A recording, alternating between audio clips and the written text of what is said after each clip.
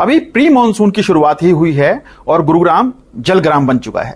इस मुद्दे पर हमारे साथ बातचीत करने के लिए गुरुग्राम के जिला उपायुक्त हैं। सर, क्या कुछ ये प्रमुख वजह रही कि गुरुग्राम जलग्राम बन गया? देखिए, कल जो पूरे दिन की रेनफॉल रिकॉर्ड की गई वो लगभग 220 mm थी जो गुरुग्राम में बारिश हुई, जो कि पूरे सीजन का लगभग 1/3 है। तो पूरे सीजन का जो बारिश है वो उसकी 1/3 बारिश एक दिन में हो गई। एज ए रिजल्ट सड़कों पर कुछ समय पानी रहा, विशेष करके जो इंटीरियर एरियाज हैं, सेक्टर्स हैं, उसमें भी जल भराव की समस्या आई। सबसे बड़ी प्रॉब्लम ये रही कि जो हमारी बादशाहपुर ड्रेन है, जो पूरे गुरुग्राम का पानी लेकर के नजफगढ़ ड्रेन में जाती है, वो ओवरफ्लो रही, जिसकी वजह से जो नाले उसमें गिरते हैं या जो ड्रेन्स उसमें गिरती हैं वो पानी का डिस्पोजल नहीं कर पाए। हालांकि शाम तक जैसे बारिश रुकी तो बादशाहपुर ड्रेन अपने नॉर्मल लेवल पे आ गई और फिर जो है पानी की निकासी तेज गति से हुई। इसमें एक पॉजिटिव एस्पेक्ट मैं ये कहना चाहूंगा कि जो हमारा नेशनल हाईवे है NH-48, वो उसके मेन कैरेजवे पे इतनी बारिश के बाद भी पानी नहीं था और जो यातायात है वो सुचारू रहा। हालांकि सर्विस लेन पे पानी था लेकिन मेन कैरेजवे फंक्शनल रहा और अंडरपासेज में भी अगर 2-3 अंडरपासेज को छोड़ दिया जाए तो सारे फंक्शनल थे। और जो 2 अंडरपासेज जिनकी मैं बात कर रहा हूँ, राजीव चौक पे और मैदानता के सामने, इन दोनों को भी हमने बड़ी जल्दी पानी निकाल करके फंक्शनल कर दिया। 120 ऐसे पॉइंट चिन्हित किए गए थे जिला प्रशासन की तरफ से मॉनसून से पहले। क्या उन तमाम इलाकों में ये जो जलभराव की स्थिति हुई थी, क्या कमी रह गई थी जिला प्रशासन की, या समय के ऊपर जिस तरह की व्यवस्था की जानी चाहिए थी वो व्यवस्था नहीं हो पाई?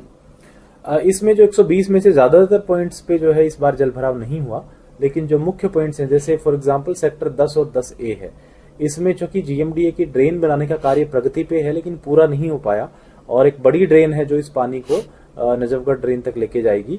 तो जब तक वो पूरा नहीं होता तब तक नेचुरली उस इतने बड़े सेक्टर का पानी एक साथ नहीं निकल सकता। तो वो हमेशा एक 100 पॉइंट जो है इस रेनी सीजन में रहेगा और हमने उसकी व्यवस्था ये है कि जो पंप लगा करके पानी को हम निकालें। इसी प्रकार से जो नरसिंहपुर पे जो हमेशा जल भराव होता है, कल ही हमने शाम तक एक एक्स्ट्रा पाइप भी नेशनल हाईवे के मेन कैरेजवे के अलोंग डाला है ताकि डबल गति से पानी निकले और हमें उम्मीद है कि आने वाले इसी सीजन में जब भी बारिश होगी नेक्स्ट टाइम तो इस तरह के इश्यूज नहीं आएंगे। 2010 में नजफगढ़ ड्रेन बनाने का काम शुरू हुआ था, अभी तक पूरा नहीं हो पाया है। क्या कारण समझते हैं? क्या ड्रेनेज पूरा ना होने की वजह से ये जल भराव होता है? सर, मेन इसका मुख्य वजह यही रहेगा कि जो हमारी जो ड्रेन्स की कैपेसिटी है और उनकी जो मॉडलिंग है वो हमें इम्प्रूव करने की जरूरत है, क्योंकि ये मल्टी डिपार्टमेंटल वर्क है और गवर्नमेंट ऑफ दिल्ली से भी कोऑर्डिनेशन इन्वॉल्व है। इस करके कई बार इसमें डिले रहता है, बट इस बार जो है उनसे भी, गवर्नमेंट ऑफ दिल्ली से भी बात हुई है और GMDA ने इसको फुल पेस पे टेकअप कर रखा है। हमें उम्मीद है कि नेक्स्ट सीजन से पहले ये काम पूरी तरह से कंप्लीट हो। नगर निगम की बड़ी लापरवाही भी इसमें सामने आई थी। आपने खुद ने भी इस बात को कबूला था कि जो ड्रेनेज की सफाई थी वो काफी देरी से शुरू की गई, सीवरेज की सफाई थी वो काफी देरी से शुरू की गई, और कल के हालात के बाद क्या कुछ और भी ड्रेन बनाए जाने की जरूरत है? इसमें जो मुख्य मुद्दा है वो जो ड्रेन्स और जो रेन वाटर हार्वेस्टिंग स्ट्रक्चर्स हैं वो पर्याप्त मात्रा में, सबसे इंपॉर्टेंट है उनको फंक्शनल करना। जो रेन वाटर हार्वेस्टिंग स्ट्रक्चर्स हैं वो कई जगह पे ऐसे हैं, चाहे वो प्राइवेट हो या सरकारी हो, वो फंक्शनल नहीं है, काम नहीं कर रहे। हमने इसमें MCG, HSVP, HSIDC सभी अथॉरिटीज को मैंने डायरेक्शंस दी हैं कि वो ये सर्टिफाई करके देंगे कि जो उन्होंने रेन वाटर हार्वेस्टिंग स्ट्रक्चर्स लगाए हैं वो चालू हालत में होने चाहिए। और जो हमारे ड्रेन्स हैं, चाहे वो नेशनल हाईवे के हों चाहे वो MCG के हों, उनमें कई बार तो लोगों ने कूड़ा डालने की वजह से वो बंद हो जाती हैं। कई बार लोगों ने उसमें रास्ता बना लिया और उसको क्लोज कर दिया, तो वो भी हमने जो है मुहिम छेड़ी है कि उन सबको हम ड्रेन को साफ करें और ऐसे इलीगल कट्स को बंद करें। अच्छा, 2016 के महाजाम के बाद करोड़ों रुपए खर्च किए जा चुके हैं मॉनसून की तैयारियों को लेकर। क्या लगता है कि प्लानिंग में कहीं कमी है?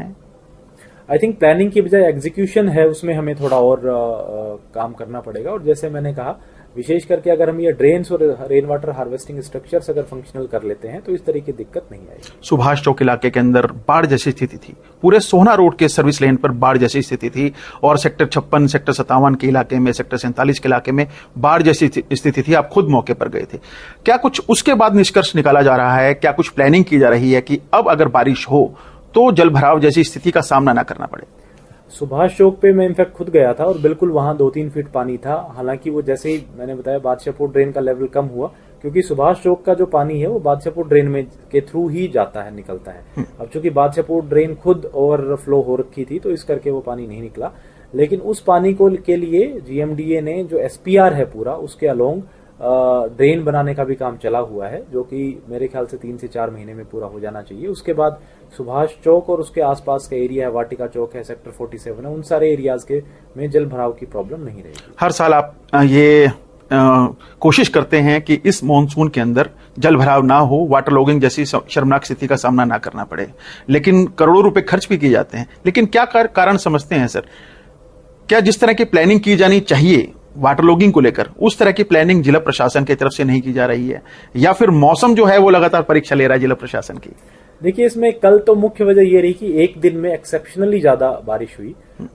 ये पिछले कई सालों का रिकॉर्ड है कि एक दिन में 220 mm बारिश हुई हो, और एज ए रिजल्ट कुछ घंटे तक जो है वो शहर के जितने भी ड्रेनेज सिस्टम्स थे वो अंडर प्रेशर थे, नो डाउट अबाउट दैट, उसको स्वीकार करने में कोई हर्ज नहीं है।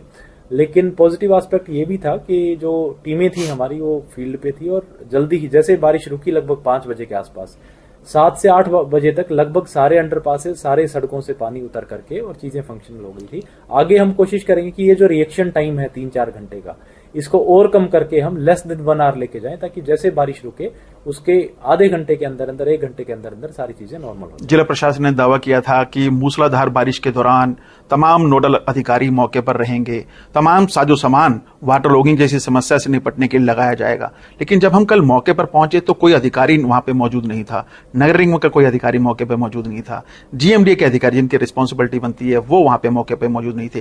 क्या किसी की जिम्मेदारी भी तय की जाएगी सर? 2016 के महाजाम के बाद लगातार ये स्थिति देखी जा रही है गुड़गांव में। इसमें जो 16 टीम्स हमने बनाई थी, इसमें से काफी सारी टीमें मौके पे मिली थी। जब मैंने इंस्पेक्शन किया तो मुझे भी वो मिले। कुछ टीम्स जो है वो नहीं थे वहां पे, मैंने उनको शोकॉज के लिए भी लिखा है और हम उनसे स्पष्टीकरण लेंगे, उनके खिलाफ कार्रवाई भी करेंगे। और ये तो एक टीम एफर्ट है, प्रशासन के जितने भी अलग अलग विंग्स हैं सब लोगों ने मिलकर के ये काम करना है। कोशिश रहेगी कि अगली बार इस चीज को बेहतर तरीके से। बुधवार तक का टाइम है, मौसम विभाग ने ये एडवाइजरी जारी की है कि भारी बारिश हो सकती है, तो सिर्फ सोमवार की छुट्टी है या फिर वर्क फ्रॉम होम जो आपने कहा था एडवाइजरी जारी की थी, बुधवार तक के लिए इसको कहा गया है सर? नहीं, अभी सिर्फ हमने आज की ही की है, क्योंकि वैसे तो जो हमारा जोन है वो ऑरेंज जोन है, तो उसमें हैवी टू मॉडरेट रेन की प्रेडिक्शन आईएमडी ने की है। लेकिन अभी तक कोई ऐसी प्रॉब्लम हुई नहीं है, और मैंने अभी रिपोर्ट ली है सारी सड़कों की, अंडरपासेस की, और इवन जो लिंक रोड्स हैं सारे के सारे फंक्शनल हालत में है। जो कुछ पेड़ गिरे थे वो भी जो है सेटल कर लिए गए हैं। बिजली की अब कहीं कोई समस्या नहीं है, तो इसलिए कल से जो है स्कूल्स भी ऑपरेशनल रहेंगे और ऑफिसेज भी ऑपरेशनल रह सकते हैं। शुक्रिया सर।